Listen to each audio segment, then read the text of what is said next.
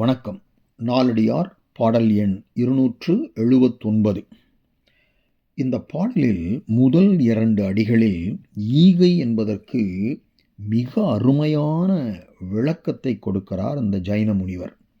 அதாவது ஒரு கன்றை பார்த்தவுடன் அந்த பசு, தாய்ப்பசு பாலை சுரக்க ஆரம்பிக்கிறது. அதைப்போல ஒரு இறந்து வருபவரை பார்த்தவுடன் ஈபவர், பொருள் வைத்திருப்பவர், அவர் அவருடைய மனதில் ஒரு உற்சாகம் சுரந்து உடனடியாக அந்த பொருளை கொடுக்கிற தன்மை இருக்குல்ல, அதுதான் வன்மை அல்லது ஈகை என்று விளக்கம் கொடுக்கிறார். பாருங்க, இரவலர் கன்று ஆக. இரவலர் அப்படின்னா இரத்தலை செய்பவர். இற கூட்டல் அல், இரவல். இரவல்ங்கிறது தொழில் பெயர்.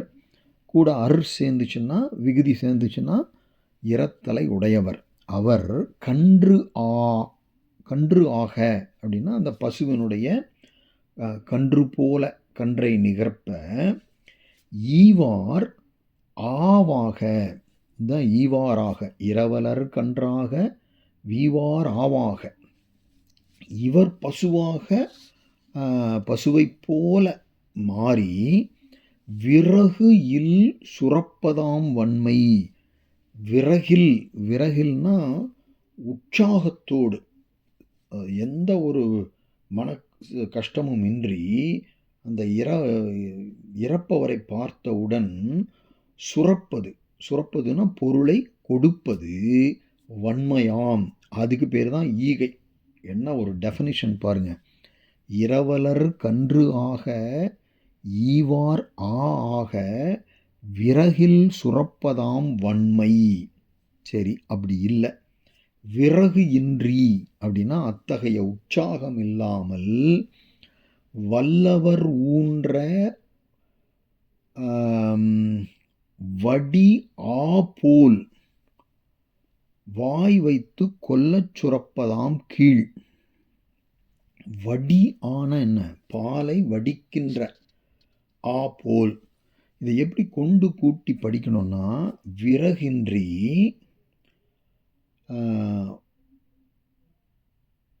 வாய் வைத்து கொல்ல வடி போல் வல்லவர் ஊன்றச் சுரப்பதாம் கீழ். இப்படி கொண்டு கூட்டி படித்தா தான் பொருள் சரியாக வரும். விறகின்றினா உற்சாகமின்றி, வாய் வைத்து கொல்ல வடி போல். எது வாய் வைத்து கொல்ல? இந்த கன்று இருக்கு இல்லைங்களா, அந்த கன்று அந்த பசுவினுடைய மடியில் வாய் வைத்து கொல்லனா சாகடிக்கிறதில்ல.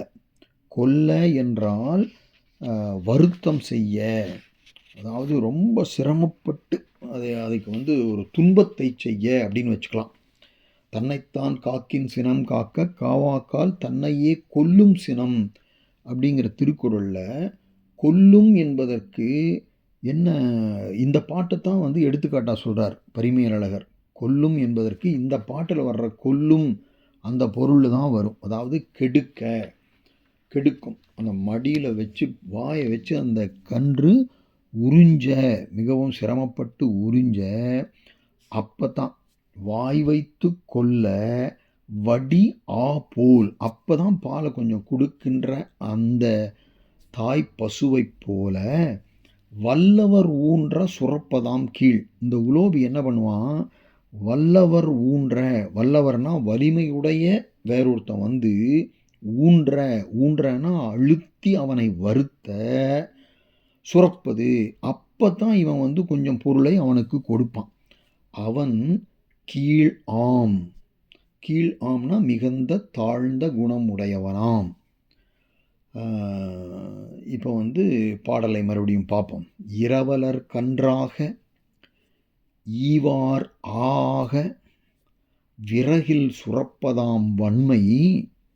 விறகின்றி வல்லவர் ஊன்ற வடி போல் வாய் வைத்து கொல்ல சுரப்பதாம் கீழ் என்பதுதான் இந்த அருமையான பாடல்.